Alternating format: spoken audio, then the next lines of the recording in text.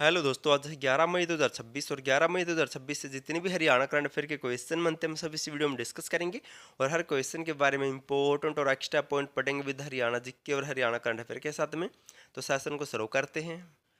Question number 1 है, मुख्यमंत्री द्वारा शुरू किए गए online building plan approval system का मुख्य उद्देश्य क्या है। तो हाल ही में हरियाणा सरकार ने online building plan approval system को शुरू किया है और इसका मुख्य उद्देश्य क्या है।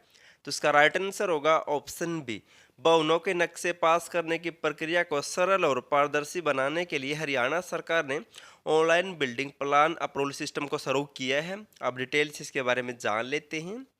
सीएम नैब सिंह सैनी ने 8 मई 2026 को online building plan approval system और किसानों के लिए व्हाट्सएप पर जे फार्म भेजने की सुविधा का शुभारंभ किया है। और इस online building plan approval system की सहायता से अब दोस्तों नागरिक घर बैठे ही अपने प्लांट और भवन के निर्माण से संबंधित मंजूरी प्राप्त कर सकते हैं। नोट कर लेना, इंपॉर्टेंट पॉइंट है। अब इनसे मिलते जुलते कुछ और पॉइंट जान लेते हैं जो हाल ही में हरियाणा सरकार ने शुरू किए हैं। हरियाणा में साइबर अपराधों की रोकथाम के लिए अभिनव डबल ओटीपी या फिर डबल ऑथेंटिकेशन प्रणाली को शुरू किया गया हरियाणा सरकार के द्वारा। और सबसे पहले इस प्रणाली को पायलट आधार पर गुरुग्राम और पंचकुला में लागू किया गया है। और इस पहल को एचडीएफसी बैंक के सहयोग से शुरू किया गया है गुरुग्राम और पंचकुला में। और हाल ही में हरियाणा राज्य में 21 अप्रैल 2026 को न्यायमूर्ति राजन गुप्ता ने ऑनलाइन अपील फाइलिंग सिस्टम का भी शुभारंभ किया था। इस सिस्टम की सहायता से अब नागरिक घर बैठे ऑनलाइन माध्यम से अपनी अपील या शिकायत दर्ज करवा सकता है। सभी इंपॉर्टेंट है। नेक्स्ट है, हरियाणा सरकार के नए दिशा निर्देश के अनुसार नवविवाहित जोड़ों को कन्या भ्रूण हत्या के विरुद्ध संकल्प कौन दिलाएगा। तो हाल ही में हरियाणा सरकार के नए दिशा निर्देशों के अनुसार जो भी दोस्तों नए विवाह होंगे और नए विवाह होते टाइम दोस्तों जो भी फेरों के टाइम या दोस्तों जो भी कसम खाई जाती है उनमें दोस्तों कन्या भ्रूण हत्या के विरुद्ध भी एक संकल्प लिया जाएगा। और ये संकल्प दिलवाया जाएगा ऑप्शन सी। विवाह संपन्न कराने वाले पंडित, मौलवी और ग्रंथी भी दोस्तों इन जोड़ों को ये संकल्प दिलवाएंगे। हरियाणा सरकार ने प्रदेश में लिंगानुपात में सुधार व कन्या भ्रूण हत्या को जड़ से खत्म करने के लिए अभियान को और तेज कर दिया है। अब विवाह संपन्न कराने वाले पंडित, मौलवी, ग्रंथी भी दोस्तों नव विवाहित जोड़ों को कन्या भ्रूण हत्या के विरुद्ध में संकल्प दिलाएंगे कि वे कन्या भ्रूण हत्या को रोके और लिंगानुपात को बढ़ावा दे। अब इनसे मिलती जुलती तो दोस्तों हरियाणा में कुछ योजनाएं भी चलाई गई थी जो बार बार पूछी जाती हैं। जैसे देवी रूपक योजना 25 सितंबर 2002 को शुरू की गई थी हरियाणा में। और इस योजना का संबंध था परिवार नियोजन से और इसका उद्देश्य था जनसंख्या को घटाना। जबकि बात करें लाडली योजना की तो इसकी शुरुआत हुई थी 20 अगस्त 2005 को। इस लाडली योजना का उद्देश्य था कन्या भ्रूण हत्या रोकना व घटते लिंगानुपात को रोकना। बात करें लाडली सामाजिक सुरक्षा योजना की तो इसकी शुरुआत हुई थी 1 जनवरी 2006 से।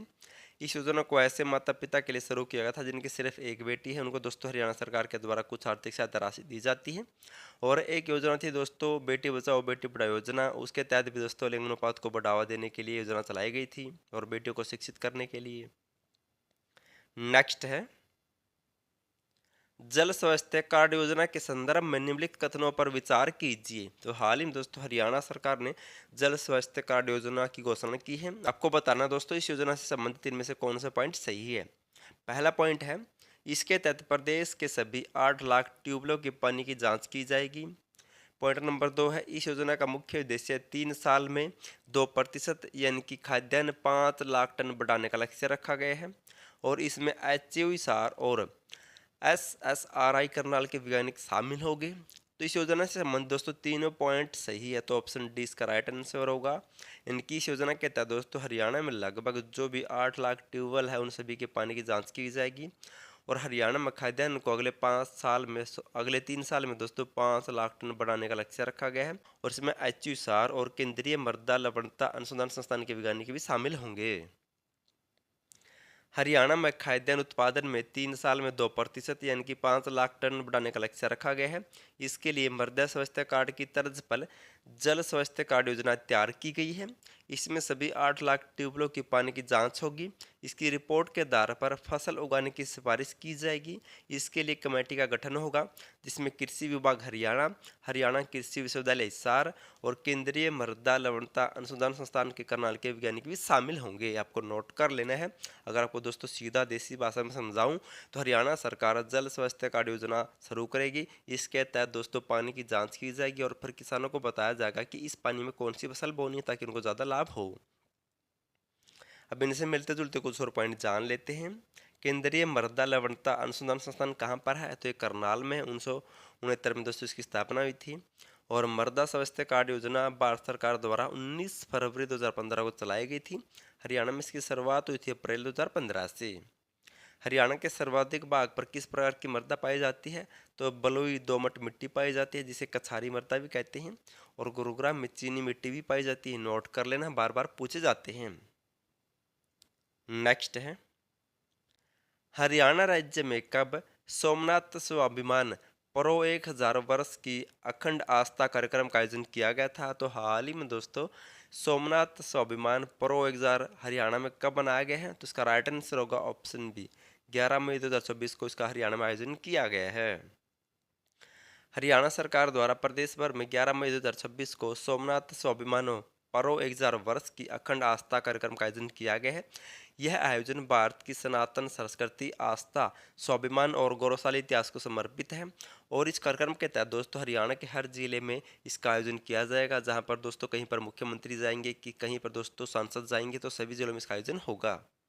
अगर आपको हरियाणा करंट अफेयर की पीडीएफ फाइल चाहिए किसी भी महीने किसी भी साल की, या फिर हरियाणा पुलिस का डाटा चाहिए, या फिर आपको सिटी मेंस के नोट्स चाहिए, तो सभी मिल जाएंगे दोस्तों। हैंड रिटन नोट्स है, कलरफुल नोट्स आपको आसानी से याद होंगे, तो पीडीएफ फाइल ले सकते हैं। डिस्क्रिप्शन में लिंक मिल जाएगा, या फिर आपको इस नंबर पर व्हाट्सएप मैसेज करना है, सिर्फ एक नंबर पर। लास्ट वीडियो में आपसे क्वेश्चन पूछा था, चौधरी छोटूराम द्वारा वर्ष 1938 में किसानों के लिए कौन सा महत्वपूर्ण अधिनियम पारित करवाया गया था जिसे साहूकार से चुंगल से मुक्ति का साधन माना गया है, तो इंपॉर्टेंट क्वेश्चन दोस्तों। और 1938 में शुरू किया गया था ऑप्शन बी, साहूकार पंजीकरण अधिनियम शुरू किया गया था छोटूराम के द्वारा। इंपॉर्टेंट क्वेश्चन है। आज आपके लिए क्वेश्चन आपको इसका आंसर कमेंट करना है। लोकगीत जकड़ी हरियाणा के किस क्षेत्र में सबसे अधिक लोकप्रिय है और किसके द्वारा गाया जाता है, आपको बताना है। दोस्तों जो भी हरियाणा में लोकगीत जकड़ी है, इसको हरियाणा के किस क्षेत्र में मनाया जाता है अधिक से अधिक, और ये किसके द्वारा गाया जाता है। मोस्ट इंपॉर्टेंट और टफ क्वेश्चन है दोस्तों। एग्जाम में ऐसे 3 से 4 क्वेश्चन मिल जाते हैं देखने को। अगर आपके दोस्तों 3 से 4 क्वेश्चन गलत हो गए तो दोस्तों लगभग 3 से 4 कैंडिडेट आपसे ऊपर चले जाएंगे लिस्ट में। तो आपको हर टाइप के क्वेश्चन करके जाने हैं।